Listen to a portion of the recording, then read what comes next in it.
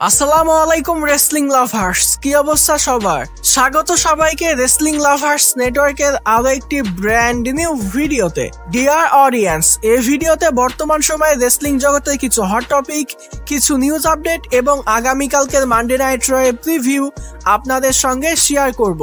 Video ভালো লাগলে ভিডিওতে লাইক দিবেন, চ্যানেলে নতুন হয়ে থাকলে চ্যানেলটি সাবস্ক্রাইব করে দিবেন। আজকের ভিডিও প্রথম আপডেটটা হলো কেভিন ওয়েন্স কে নিয়ে। ফাইনালি কিন্তু কেভিন ওয়েন্স কে নিয়ে গুড নিউজ পাওয়া গেছে। ফাইনালি কিন্তু কেভিন ওয়েন্স এর রিটার্নের ব্যাপারে আপডেট পাওয়া গেছে। একটা সময় কিন্তু মনে করা হচ্ছিল কেভিন ওয়েন্স কেও অসময়ে রেসলিং থেকে রিটায়ার করতে হবে।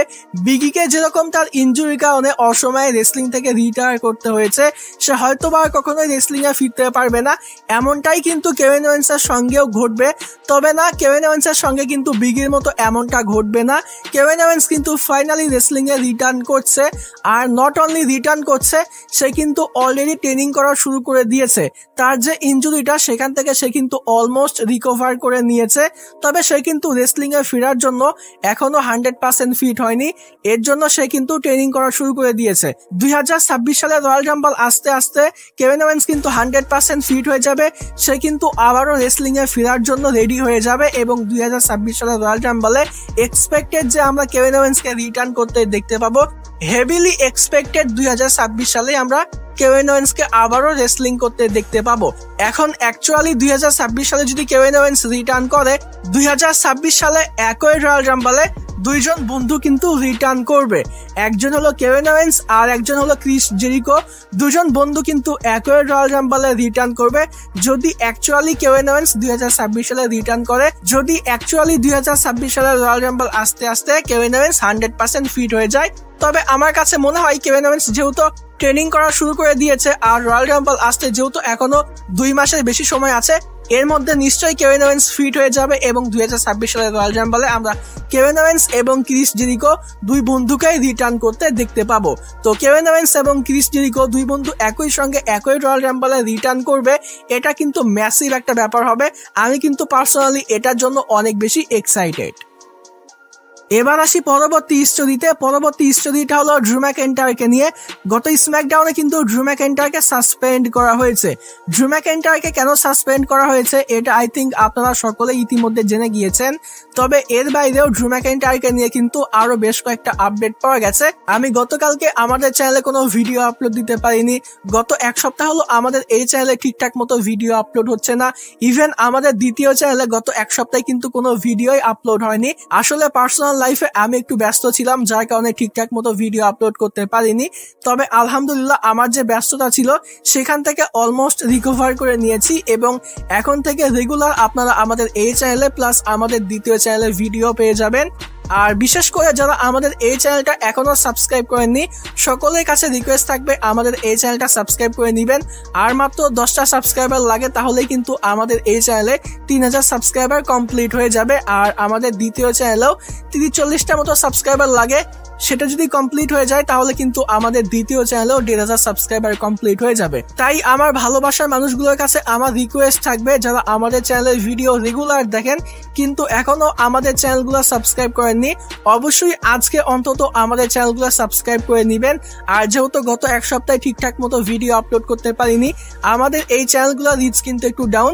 তো সকলের কাছে রিকোয়েস্ট থাকবে সবাই বেশি বেশি লাইক, কমেন্ট এবং শেয়ার করবেন, তাহলে অন্তত আমাদের চ্যানেলের রিচ আবারও বাড়তে পারে। তো যাই হোক, এবার আসি মূল পয়েন্টে। তো বিষয়টা হলো গত স্ম্যাকডাউনে ড্রু ম্যাকইন্টায়ারকে যে সাসপেন্ড করা হয়েছে, এটার পেছনে কারণ হলো ড্রু ম্যাকইন্টায়ার কিন্তু মুভি শুটিং এর জন্য যাচ্ছে। ড্রু ম্যাকইন্টায়ার রিসেন্টলি একটা মুভি নিয়েছে, তো সেখানে তার কিছু শুটিং বাকি আছে, তো সেটার জন্যই কিন্তু ড্রু ম্যাকইন্টায়ার যাচ্ছে। এর জন্যই কিন্তু এই সাসপেন্ডের অ্যাঙ্গেল দেখানো হয়েছে। এটা কিন্তু সিরিয়াস কোনো সাসপেন্ড না। তবে ড্রু ম্যাকইন্টায়ারের জন্য যেই বিষয়টা সিরিয়াস, সে ব্যাপারে কিন্তু কনফার্মেশন চলে এসেছে। তো বিষয়টা হলো এই যে ড্রু ম্যাকইন্টায়ার বারে বারে কর্ডি রোডসের সঙ্গে হারছে, তার যে এই বাজি বুকিং, এটার পেছনে কিন্তু কারণ আছে। আর এটার পেছনে সব থেকে বড় কারণ হলো ট্রিপল এইচ কিন্তু ড্রু ম্যাকইন্টায়ারকে পছন্দ করে না। এখন এটার পেছনে অনেক কারণ থাকতে পারে, তবে সব থেকে গুরুত্বপূর্ণ যে কারণটা সামনে এসেছে সেটা হলো ম্যাকইন্টায়ার রকের ফেভারিট। রক ম্যাকইন্টায়ারকে অনেক বেশি পছন্দ করে, যার জন্য ট্রিপল এইচ ম্যাকিন্টায়ারকে পছন্দ করে না, এর জন্য সে বারে বারে চ্যাম্পিয়নশিপ অপরচুনিটি পেলেও শেষ পর্যন্ত তাকে কিন্তু হারতেই হচ্ছে। তাকে নিয়ে কিন্তু আমরা ভালো কিছু দেখতে পাচ্ছি না। আর এখানে আরো একটা বিষয় আমি বলতে চাই, সেটা হলো এই যে র্যান্ডি অর্টন বা রোমান রেঞ্জের সঙ্গে বর্তমান সময়ে যে ভালো কিছু হচ্ছে না, তারা যে ভালো বুকিং পাচ্ছে না, এটার পেছনেও কিন্তু একটা কারণ আছে। আর সেই কারণটা হলো ট্রিপল এইচ কিন্তু র্যান্ডি অর্টন বা রোমান রেঞ্জকে পছন্দ করে না। শুধু যে পছন্দ করে না এটা কিন্তু মুখ্য বিষয় নয়, বিষয়টা হলো রোমান রেঞ্জ এবং র্যান্ডি অর্টন তারা কিন্তু অলরেডি ম্যাসিভ সুপারস্টার। তো রোমান রেঞ্জকে যদি এখন ভালো বুকিং দেওয়া হয় বা র্যান্ডি অর্টনকে যদি ভালো এখন বুকিং দেওয়া হয়, তাহলে অডিয়েন্সরা কি বলবে যে র্যান্ডি অর্টন এবং রোমান রেঞ্জ ভালো কিছু করতেছে, বা যে ক্রেডিটটা সেটা কিন্তু ট্রিপল এইচ পাবে না। তো ট্রিপল এইচ বর্তমান সময়ে সে সকল রেসলারদেরকেই পুশ করতেছে, যে সকল সুপারস্টাররা ট্রিপল এইচ এর ফেভারিট বা যাদেরকে পুশ করলে ট্রিপল এইচ ক্রেডিট পাবে, সে সকল সুপারস্টারদেরকেই কিন্তু সে পুশ করতেছে, যার জন্যই কিন্তু আমরা Roman range, Randy Orton, ড্রু McIntyre এ সকল সুপারস্টারদের সঙ্গে ভালো কিছু হতে দেখতে পাচ্ছি না। এখন বিষয় হলো ভালো কিছু হচ্ছে না বলে যে ভালো কিছু হবে না, বিষয়টা কিন্তু এরকম না। Roman range, Randy Orton, McIntyre এ সকল সুপারস্টাররা একবার ভালো বুকিং পাবে, ফিউচারে গিয়ে একবার এরা আগের মতোই বুকিং পাবে, তবে সেটা কিন্তু লম্বা সময় থাকবে না, হয়তোবা 2 মাস বা 3 মাস বা 4 মাস ম্যাক্স টু ম্যাক্স, এর বেশি তারা কিন্তু ভালো বুকিং পাবে না। তারা আরো একবার করে চ্যাম্পিয়ন হবে, তবে সেটা কিন্তু লম্বা সময়ের জন্য হবে না। আর এটার পেছনেও কারণ থাকবে, তাদেরকে ভালোভাবে দেখিয়ে তাদেরকে আবার হারাবে নতুন সুপারস্টারদের কাছে, যেরকম ব্রনসন রিড বা ব্রন বেকার, যারা আসলে ট্রিপল এইচ এর ফেভারিট। এ সকল সুপারস্টারদেরকে দিয়ে আবার র্যান্ডি অর্টন, রোমান রেঞ্জকে হারিয়ে সেই ক্রেডিটটা আসলে ট্রিপল এইচ নিবে বা নতুন সুপারস্টারদেরকে দেওয়া হবে। তো বিষয়টা হলো র্যান্ডি অর্টন বা রোমান রেঞ্জ, ড্রু ম্যাকইন্টায়ার এ সকল সুপারস্টাররা যে ভালো বুকিং পাচ্ছে না, এটার পেছনে কারণ হলো একে তো ট্রিপল এইচ পছন্দ করে না, আর দ্বিতীয় কারণটা হলো ট্রিপল এইচ ক্রেডিট পাচ্ছে না। এরপরের আপডেট হলো জুলিয়াকে নিয়ে। গত স্ম্যাকডাউনে জুলিয়া কিন্তু চেলসি গ্রিনের কাছে তার উমেন্স ইউএস চ্যাম্পিয়নশিপটা হেরেছে। সে যে ইউএস চ্যাম্পিয়ন ছিল, তারপরেও কিন্তু সে চ্যাম্পিয়ন হিসেবে তেমন কোনো ইম্প্যাক্ট তৈরি করতে পারেনি। এনএক্সটি-তে আমরা জুলিয়াকে যেরকম ভাবে দেখেছি, স্ম্যাকডাউনে কিন্তু আমরা তাকে সেভাবে দেখতে পাইনি। তাকে কিন্তু সেরকম ভালোভাবে ব্যবহার করা হয়নি, তাকে কিন্তু ভালো বুকিং দেওয়া হয়নি। হ্যাঁ, যদিও সে চ্যাম্পিয়ন ছিল, তবে চ্যাম্পিয়ন থাকা আর না থাকা কিন্তু একই কথা ছিল। চ্যাম্পিয়ন হিসেবে জুলিয়া কিন্তু তেমন কোনো ইম্প্যাক্ট তৈরি করতে পারেনি, যেটা আমরা মনে রাখতে পারি। তো এর জন্য কিন্তু জুলিয়ার কাছ থেকে তার ইউএস চ্যাম্পিয়নশিপটা নিয়ে নেওয়া হয়েছে। এখন বলা হচ্ছে তাকে কিছু সময় অফ দেওয়া হবে, এরপরে সে রিটার্ন করবে এবং তারপরে তার ক্যারেক্টারের সামান্য একটু পরিবর্তন করা হতে পারে। এরপরে তাকে আমরা মেজর ফিউড গুলোতে বা টপ কার্ডের ফিউডে দেখতে পাবো এবং রেসলম্যানিয়া 42 অ্যারাউন্ড আমরা স্টেফনি ভেকারের সঙ্গে জুলিয়ার ম্যাচ দেখতে পাবো বা ফিউড দেখতে পাবো। ফাইনালি রেসলম্যানিয়া 42-তে উইমেন্স ওয়ার্ল্ড চ্যাম্পিয়নশিপের জন্য আমরা জুলিয়া এবং স্টেফনি ভেকারের মধ্যে ম্যাচ দেখতে পেতে পারি, সেখানে তাকে চ্যাম্পিয়ন করা হতে পারে। তো তার কাছ থেকে কিন্তু ইউএস চ্যাম্পিয়নশিপটা নেওয়া হয়েছে তাকে মেজর অপরচুনিটি দেওয়ার জন্যই, তার ক্যারেক্টারের সামান্য একটু পরিবর্তন করার জন্যই। আর আমার কাছে মনে হয় যে জুলিয়ার কাছ থেকে ইউএস চ্যাম্পিয়নশিপটা নিয়ে কোম্পানি ভালো কিছুই করেছে। এখন তাকে একটু ভালোভাবে দেখানো উচিত, তাকে চ্যাম্পিয়ন ছাড়াই মেজর ফিউডে, মেজর গল্পে নিয়ে যাওয়া উচিত। তাকে তার ক্যারেক্টারের সামান্য একটু পরিবর্তন করে তাকে যদি আগের মতো দেখানো হতে পারে, অন্তত এনএক্সটি-তে যেরকম ছিল সেরকম ভাবে যদি জুলিয়াকে আমরা দেখতে পাই, তাহলে কিন্তু রেসলম্যানিয়া 42 অ্যারাউন্ড জুলিয়াকে নিয়ে আমরা ভালো কিছুই দেখতে পাবো। তো এটাই ছিল মূলত জুলিয়াকে নিয়ে আপডেট। তার কাছ থেকে উইমেন্স ইউএস চ্যাম্পিয়নশিপটা নিয়ে নেওয়া হয়েছে তাকে বড় অপরচুনিটি দেওয়ার জন্যই। এরপরের আপডেটটা হলো ট্রাইবাল চিফ রোমান রেইন্স এবং মেইন ইভেন্ট জে উসোকে নিয়ে। এই আপডেটটা কিন্তু ফালতু একটা আপডেট, আমার কাছে কিন্তু পছন্দ হয়নি। আই থিঙ্ক আপনাদের কারো কাছেই পছন্দ হবে না, তবে এই আপডেটটাই কিন্তু সব থেকে বেশি রিলেভেন্ট এবং এটা হওয়ারই কিন্তু সব থেকে বেশি সম্ভাবনা আছে। তো বিষয়টা হলো রিসেন্টলি কিন্তু ডাব্লিউডাব্লিউই কোম্পানি নতুন একটা নাম ট্রেডমার্ক করিয়ে নিয়েছে, যেই নামটা অলরেডি আই থিঙ্ক আপনারা সকলেই শুনেছেন। তো নামটা হলো ট্রাইবাল হিয়ার বা ট্রাইবাল হায়ার, এই টাইপের কিছু একটা হবে। তো এটার উচ্চারণ বা এটার নাম যেটাই হোক না কেন, তো এই যে নাম ট্রেডমার্ক করে নিয়েছে এটা কিন্তু জে উসোর জন্য করা হয়েছে। আর এটা মূলত রেসলম্যানিয়া 42 আগে এক্সিকিউট করা হবে। ট্রাইবাল চিফ ভার্সেস ট্রাইবাল হায়ারের মধ্যে আমরা রেসলম্যানিয়া 42-তে ম্যাচ দেখতে পাবো। তো এতদিন পর্যন্ত আমরা যেমনটা ভাবতেছিলাম যে রেসলম্যানিয়া 42-তে Brock Lesnar, CM Punk, Cody Rhodes, Bron Breakker এ সকল সুপারস্টারদের সঙ্গে রোমান রেঞ্জের ম্যাচ হতে পারে, তবে এ সকল সুপারস্টারদের সঙ্গে নয়, বরং জে উসোর সঙ্গে রেসলম্যানিয়া 42-তে রোমান রেঞ্জের ম্যাচ হবে। আর আপডেটে যেমনটা বলা হচ্ছে, রোমান রেইন্স নাকি নিজেই জে উসোর সঙ্গে রেসলম্যানিয়া 42-তে ম্যাচ করতে চেয়েছে। কোম্পানি প্ল্যানিং ছিল ব্রন বেকারের সঙ্গে রোমান রেঞ্জের ম্যাচ হবে, তবে রোমান রেঞ্জ এই বিষয়টা নিজেই জানিয়েছে যে ব্রন বেকার এখনো রেডি হয়নি রোমান রেঞ্জকে ফেস করার জন্য। আমার কাছে তো মনে হয় যে জেউসের থেকে ব্রন বেকার 1000 গুণ ভালো আছে। রেসেলম্যানিয়া 42 তে ব্রন বেকার এবং রোমান রেঞ্জের মধ্যে ম্যাচ হলে সেটাই বরঞ্চ ভালো হতো জেউসের সঙ্গে রোমান রেঞ্জের ম্যাচ হবার থেকে। তবে বিষয়টা হলো রেসেলম্যানিয়া 42 তে রোমান রেঞ্জ যদি নিজেই অ্যাকচুয়ালি জেউসকে ফেস করতে চায় তাহলে এখানে আমাদের বা বলার কি আছে। তো এর থেকে বাজে ডিসিশন বা এর থেকে ফালতু আর কি হতে পারে যে রেসেলম্যানিয়া 42 তে জেউসা এবং রোমান রেঞ্জের মধ্যে ম্যাচ হবে। জেউসা এবং রোমান রেঞ্জের মধ্যে ম্যাচ হলে এই ম্যাচের মধ্যে কোনো চ্যাম্পিয়নশিপ থাকবে না, আর যে চ্যাম্পিয়নশিপ না থাকলো এই যে ম্যাচটা হবে এখানে কিন্তু রোমান রেঞ্জই হারবে, রোমান রেঞ্জ কিন্তু জেউসাকে ওভার করবে। তো ভাই এর থেকে বাজে আর কি হতে পারে। আমার ভাই সত্যি এই বিষয়টা নিয়ে কিছু বলার নাই, আমার ভাই লিটারালি মেজাজটা খারাপ হচ্ছে। এই বিষয়টা নিয়ে আমি আর একদমই কথা বলতে চাই না। রেসেলম্যানিয়া 42 তে রোমান রেঞ্জ এবং জেউসের মধ্যে আপনারা কি ম্যাচ দেখতে চান অবশ্যই এই ভিডিওতে কমেন্ট করে জানাতে পারেন। এরপরের আপডেটটা হলো বিয়াঙ্কা বেলাইরকে নিয়ে। ফাইনালি বিয়াঙ্কা বেলাইরের রিটার্নের ব্যাপারে কিন্তু আবারও আপডেট পাওয়া গেছে। আর শুধু যে রিটার্নের ব্যাপারে বিষয়টা কিন্তু এরকম না, একটা ম্যাচের ব্যাপারেও কিন্তু আপডেট পাওয়া গেছে। বলা হচ্ছে 2026 সালের রয়্যাল রাম্বলে আমরা ফাইনালি বিয়াঙ্কা বেলাইরের রিটার্ন দেখতে পাবো এবং রেসেলম্যানিয়া 42 তে আমরা WWE মেন্স চ্যাম্পিয়নশিপের জন্য জেড কার্গেল এবং বিয়াঙ্কা বেলাইরের মধ্যে ম্যাচ দেখতে পাবো। এই ম্যাচটা কিন্তু রেসেলম্যানিয়া 40 বা রেসেলম্যানিয়া 49 হতে পারতো, মানে জেড কার্গেল জবে থেকে বিয়াঙ্কা বেলাইরের সঙ্গে একসঙ্গে হয়েছিল, মানে তারা যখন ট্যাগ টিম ছিল তখন থেকেই কিন্তু আমরা শুনতে পাচ্ছিলাম যে জেড কার্গেল এবং বিয়াঙ্কা বেলাইরের মধ্যে আমরা বড় একটা স্টেজে ম্যাচ দেখতে পাবো। তবে কোনো কারণে সেই সময় কিন্তু এই ম্যাচটা হয়ে ওঠেনি। তবে রেসেলম্যানিয়া 42 তে আমরা ফাইনালি জেড কার্গেল এবং বিয়াঙ্কা বেলাইরের মধ্যে ম্যাচ দেখতে পেতে পারি। আর এখন কিন্তু ভালো একটা সময়, জেড কার্গেল চ্যাম্পিয়ন, বিয়াঙ্কা বেলাইর রিটার্ন করবে, তো এর থেকে ভালো সময় কিন্তু আর হতেই পারে না। তো রেসেলম্যানিয়া 42 তে আমরা বিয়াঙ্কা বেলাইর এবং জেড কার্গেলের মধ্যে ম্যাচ দেখতে পেতে পারি এবং রয়্যাল রাম্বলে বিয়াঙ্কা বেলাইর রিটার্ন করছে। এরপরের স্টোরিটা হলো দ্য ফাইনাল বস দ্য রককে নিয়ে। ফাইনালি কিন্তু দ্য রকের রিটার্নের ব্যাপারে আপডেট পাওয়া গেছে। রক রিসেন্টলি যে মুভি শুটিং করতেছিল সেই শুটিং কিন্তু শেষ হয়েছে, রক কিন্তু এখন ফ্রি আছে। এই বিষয়টা রক নিজেই জানিয়েছে, আর এটা কিন্তু এর আগেও আমরা অনেকবার দেখেছি।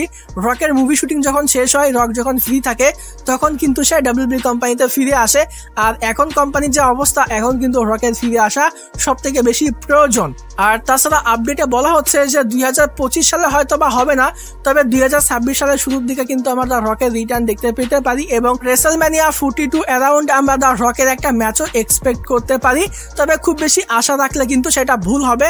তবে এটা বলা হচ্ছে যে আমরা দ্য রকের রিটার্ন দেখতে পেলেও পেতে পারি। 60% চান্স আছে দ্য রক রিটার্ন করবে, আর 40% চান্স আছে দ্য রক রিটার্ন করবে না। এবার আসি পরবর্তী আপডেটে, আর এই আপডেটটা কিন্তু ম্যাসিভ একটা আপডেট। যদি সত্যি এই আপডেটটা ঘটে যায় তাহলে কিন্তু আমরা পুরনো WWE পুরনো দিনগুলো আবারও ফিরে পেতে যাচ্ছি। হয়তোবা পুরনো দিনগুলোর মতো অতটাও ভালো হবে না, তবে এখন যা কিছু চলতেছে এর থেকে কিন্তু ডেফিনেটলি মাচ বেটার হবে। তো বিষয়টা হলো রোমান রেইন্স, এডি ম্যানুয়াল এবং দ্য রক এই তিনজনে মিলে কিন্তু সিক্রেটলি একটা মিটিং করতেছে। আর এখানে ট্রিপল এইচ থাকতেও পারে, নাও থাকতে পারে, না থাকার সম্ভাবনাই বেশি। তবে পল হেইম্যান কিন্তু এই মিটিং এর মধ্যে থাকতে পারে, কারণ এই আপডেটটা কিন্তু অনেকটা পল হেইম্যানকে নিয়েই। আপনাদের কি 2022 সালের কথা মনে আছে? 2022 সালে কিন্তু WWE কোম্পানি টপে চলতেছিল, দ্য ব্লাড লাইনের গল্প চলতেছিল। দ্য ব্লাড লাইনের যে গল্পটা, সেই সময় কিন্তু পল হেইম্যান এবং রোমান রেইন্স নিজে এই গল্পগুলো পরিচালনা করতেছিল। তাছাড়া পল হেইম্যান কিন্তু অন্যান্য গল্পগুলোও দেখতেছিল।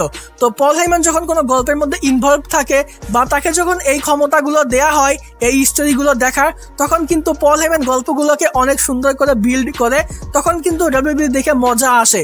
তো বলা হচ্ছে যে পল হেইম্যানকে আবারও আগের মতো ক্ষমতা দেয়া হবে। রোমান রেইন্স, দ্য রক এবং এডি ম্যানুয়াল এই তিনজনে মিলে কিন্তু আবারও প্ল্যানিং করতেছে। 2022 সালে কোম্পানি টপে ছিল পল হেইম্যানের জন্য। পল হেইম্যান কিন্তু সেই সময় গল্পগুলোকে অনেক সুন্দরভাবে দেখতেছিল। তো পল হেইম্যানকে আবারও কিন্তু ক্ষমতা দেওয়া হতে পারে। তো Paul Heyman, Roman Reigns, the Rock, Eddie Manuel এরা যদি একসঙ্গে মিলে কোম্পানিকে আবারও কন্ট্রোল করে আগের মতো করে, তাহলে কিন্তু আমরা আবারও পুরনো দিনগুলো ফিরে পেতে যাচ্ছি। আমরা হয়তোবা WWE কোম্পানিকে আবারও টপে যেতে দেখতে দেখতে পাবো। হয়তোবা আগের মতো অতটাও ভালো হবে না, তবে এখন যা হচ্ছে তার থেকে কিন্তু মাছ বেটার হতে যাচ্ছে।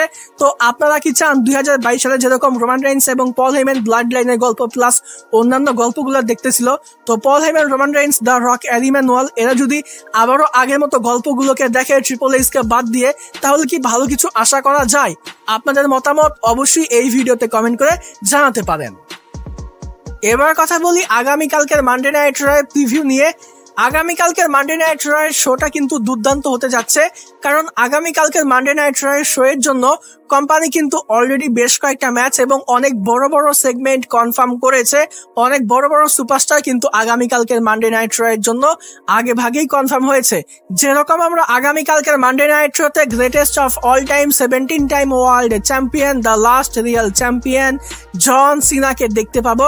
জন সিনা কিন্তু আগামীকালকের মানডে নাইট রোতে থাকছে, আর এটাই কিন্তু বস্টনে জন সিনার লাস্ট অ্যাপিয়ারেন্স হতে যাচ্ছে। তাছাড়া আগামীকালকের মানডে নাইট রোতে সিএম পাঙ্কেও থাকবে। সিএম পাঙ্কের একটা সেগমেন্টও কিন্তু আগামীকালকের মানডে নাইট রয়ের জন্য কনফার্ম করা হয়েছে। আর তাছাড়া আগামীকালকের মানডে নাইট রোতে ট্রাইবাল চিফ রোমান রেইন্স কিন্তু হ্যাভিলি এক্সপেক্টেড। যদিও এটা অফিসিয়ালি কনফার্ম করা হয়নি, তবে এটা অলমোস্ট কনফার্ম যে আগামীকালকের মানডে নাইট রোতে আমরা ফাইনালি ট্রাইবাল চিফ রোমান রেইন্সের রিটার্ন দেখতে পেতে যাচ্ছি। ফাইনালি আগামীকালকের মানডে নাইট রোতে রোমান রেইন্স রিটার্ন করতে যাচ্ছে। যদি আগামীকালকের মানডে নাইট রোতে রোমান রেইন্স রিটার্ন না করে, তাহলে রোমান রেইন্সের আর রিটার্ন করার কোনো প্রয়োজন নেই। তো যাই হোক, আগামীকালকের মানডে নাইট রয়ের জন্য কিন্তু রোমান রেইন্স হ্যাভিলি এক্সপেক্টেড। এরপর আমরা আগামীকালকের মানডে নাইট রোতে উইমেন্স ট্যাগ টিম চ্যাম্পিয়নশিপের জন্য একটা ট্যাগ টিম ম্যাচ দেখতে পাবো। শার্লেট ফ্লেয়ার এবং Alexa Bliss versus the Kabuki Warriors এর মধ্যে, আসকা এবং Kairi Sane versus Charlotte Flair এবং অ্যালেক্সা ব্লিসের মধ্যে উইমেন্স ট্যাগ টিম চ্যাম্পিয়নশিপের জন্য আগামীকালকের মানডে নাইট রোতে আমরা একটা ট্যাগ টিম ম্যাচ দেখতে পাবো। এরপর আমরা স্টেফনি ভেকার এবং রাকেল রড্রিগেজের মধ্যে একটা সিঙ্গেল ম্যাচ দেখতে পাবো। এই ম্যাচটাও কিন্তু আগামীকালকের মানডে নাইট রয়ের জন্য কনফার্ম করা হয়েছে। এরপর আমরা শিনস্কে নাকামুরা এবং শেইমাসের মধ্যে একটা ম্যাচ দেখতে পাবো। এটা হলো লাস্ট টাইম ইজ নাও টুর্নামেন্টের একটা ম্যাচ। তাছাড়া এই যে টুর্নামেন্ট, এটার জন্য কিন্তু আগামীকালকের মানডে নাইট রোতে আমরা আরো একটা ম্যাচ দেখতে পাবো, যে ম্যাচটা হবে রুসেভ এবং ডেমিয়ান প্রিস্টের মধ্যে। তো ডেমিয়ান প্রিস্ট এবং রুসেভের মধ্যেও কিন্তু the last time is now টুর্নামেন্টের জন্য আমরা আগামীকালকের মানডে নাইট রোতে একটা ম্যাচ দেখতে পাবো। তো লাস্ট টাইম ইজ নাও টুর্নামেন্টের জন্য কিন্তু আগামীকালকের মানডে নাইট রোতে দুইটা ম্যাচ হবে। একটা হলো শিনস্কে নাকামুরা ভার্সেস শেইমাস, আর একটা হলো ডেমিয়ান প্রিস্ট এবং রুসেভের মধ্যে। তো ডিয়ার অডিয়েন্স, এই ছিল আগামীকালকের মানডে নাইট রয়ের প্রিভিউ। এই ছিল আজকের ভিডিও। আশা করছি ভিডিওটি আপনাদের কাছে ভালো লেগেছে। ভিডিও ভালো লাগলে ভিডিওতে লাইক দিবেন, চ্যানেলে নতুন হয়ে থাকলে চ্যানেলটি সাবস্ক্রাইব করে দিবেন। আজকের মতো এখানেই বিদায় নিচ্ছি। যাবার আগে একটি কথাই বলতে চাই, যদি রেসলিং ভালোবাসো তাহলে আমরা সবাই এক টিম।